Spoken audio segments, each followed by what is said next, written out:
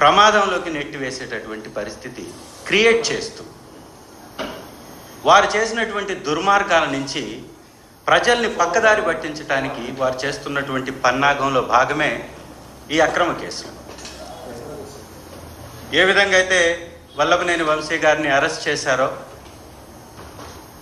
ఈ అరెస్ట్ చేసినటువంటి విధానాన్ని, ఆ కేసు పెట్టినటువంటి వ్యక్తిని అడ్డం పెట్టుకొని ఎస్సీ ఎస్టీ కేసుల్ని బనాయించి ఏ విధంగా న్యాయ వ్యవస్థల్ని, రాజ్యాంగబద్ధమైనటువంటి చట్టాలని తన చుట్టాలుగా మార్చుకొని అక్రమ కేసులు బనాయించి తప్పుడు కార్యక్రమాలు ఈ కూటమి ప్రభుత్వం చేస్తుందో స్పష్టంగా అర్థమవుతుంది. ఈ విధానాన్ని వైఎస్ఆర్సీపీ తీవ్రంగా ఖండిస్తుంది. వల్లభనేని వంశీ గారిని అరెస్ట్ చేసినటువంటి విధానం, వారి భార్యని అవమానపరుస్తూ వారి భార్య ప్రయాణించేటటువంటి కారులో పోలీసులు వచ్చి కూర్చొని వారిని రకరకాల పోలీస్ స్టేషన్లకు తిప్పినటువంటి విధానం, ఇది చాలా జూచ్చాకరంగా ఒక ప్రభుత్వంలో ఉన్నటువంటి వ్యక్తి ఎంతకైనా దిగజారొచ్చా, చట్టాలని అడ్డం పెట్టుకొని ఏ విధంగా అయినా చేయొచ్చా అని చెప్పటానికి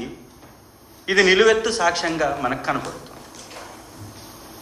నిజంగా తెలుగుదేశం పార్టీ ఆఫీస్ మీద గొడవ చేశారని 94 మంది మీద ఏకంగా వైఎస్ఆర్ కాంగ్రెస్ పార్టీ కార్యకర్తల మీద, నాయకుల మీద, వల్లభనేని వంశీ గారి అనుచరుల మీద కేసులు కట్టడం, 44 మందిని జైళ్ళకు పంపటం, ఇంత చేసినా కానీ వీళ్ళ రాక్షస తత్వానికి సంతృప్తి చెందల. ఎలాగైనా కానీ ఈ వచ్చేటటువంటి వ్యతిరేకతని, ప్రజా వ్యతిరేకతని డైవర్ట్ చేయాలి. ప్రతి నెల ఒక సెన్సేషన్ కేసుని క్రియేట్ చేయాలి. ఆ క్రియేట్ చేసి ఆ కేసులోనే ప్రజల యొక్క అటెన్షన్ని డైవర్ట్ చేయాలి. ఇది వారి పన్నాగం కాబట్టి పక్కా ప్రణాళికతోటి ఒక్కొక్క నెల మీరు గమనించినట్లయితే ఒక్కొక్క నెల ఒక్కొక్క కేసు. ఈ కేసులు పెడుతుంది ఎవరి మీద? కేవలం వైఎస్ఆర్ కాంగ్రెస్ పార్టీ నాయకుల మీద, సానుభూతి పరుల మీద. ఇవాళ ఈ రాష్ట్రంలో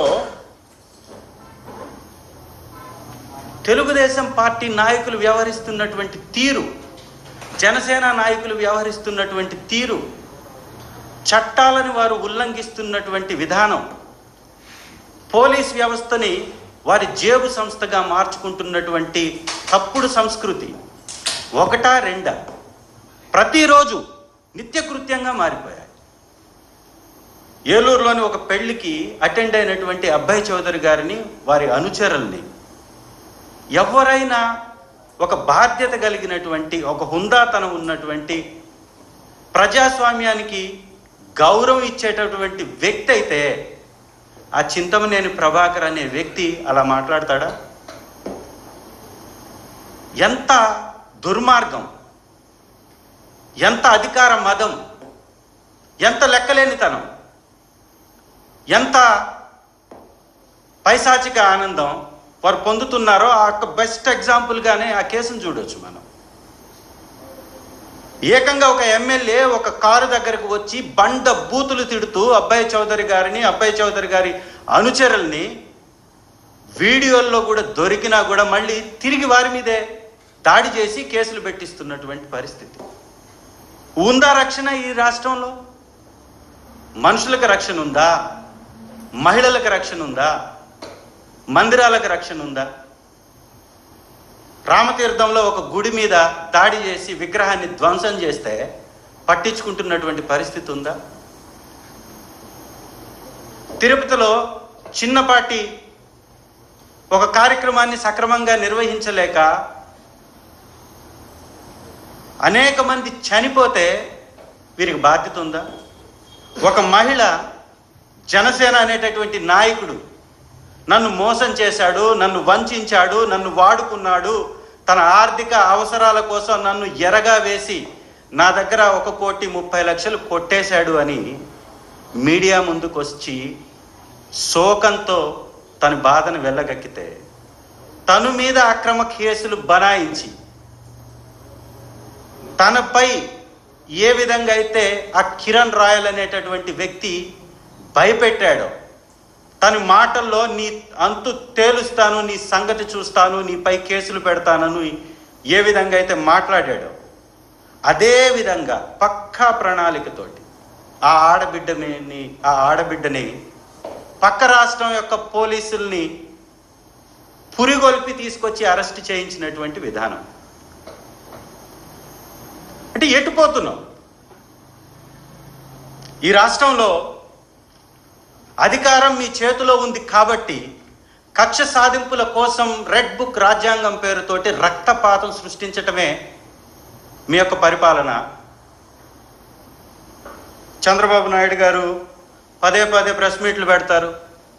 ప్రెస్ మీట్లు పెట్టి హుందాతనం గురించి మాట్లాడతారు, ఒక పటిష్టమైనటువంటి నాయకత్వం గురించి మాట్లాడతారు. అయ్యా చంద్రబాబు నాయుడు గారు, మీరు చెప్పేటటువంటి మాటలకి మీరు చేసేటటువంటి పనులకు పొంతనుందా?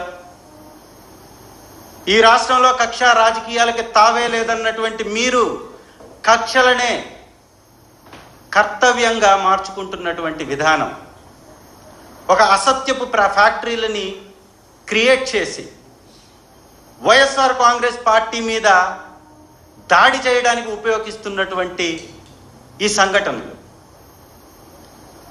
రాష్ట్రంలో సంపద సృష్టిస్తానని చెప్పినటువంటి మీరు 6 నెలల్లో అరచేతుల్ని ఆకాశం వైపు చూపించి సంక్షేమాలు అంటే తప్పు అనే విధంగా, ఉచితాలు అంటే ఒక అక్రమము సక్రమము కాదు అనే అర్థం వచ్చేలాగా, ప్రభుత్వం యొక్క బాధ్యతను మరచి మీరిచ్చినటువంటి హామీలను ఎగ్గొట్టడానికి ఒక రహదారి లాంటి రూట్ మ్యాప్ తోటి ఒకవైపున మీరు సంపద సృష్టించకపోగా, ఒకవైపున ఉచితాలు ఇవ్వకపోగా, ఆర్థిక పరిస్థితి మందగమనంలో నడిపిస్తూ సంపదను సృష్టిస్తున్నటువంటి రైతు ఏదైతే కష్టపడి పండించాడో ఆ సంపదను కూడా ఆవిరయ్యేలాగా మద్దతు ధరలు కూడా ఇప్పించాలని అసమర్థ నాయకత్వాన్ని మీరు ప్రదర్శిస్తూ ప్రజల్లో వచ్చేటటువంటి వ్యతిరేకతని అడ్డం పెట్టుకొని ఆ వ్యతిరేకత నుంచి పక్కదారి పట్టించడానికి ఇలాంటి తప్పుడు కేసులు. నిజంగా సత్యవర్ధన్ అనే వ్యక్తి జడ్జి గారి ముందు ఏం చెప్పారు? ఒక్కసారి ఆ సత్యవర్ధన్ గారిని వల్లభనేని వంశీ గారి అరెస్ట్ ముందు ఏ విధంగా ఆ అబ్బాయిని కూడా పోలీసులు అరెస్ట్ చేశారు ఒక వీడియో క్లిప్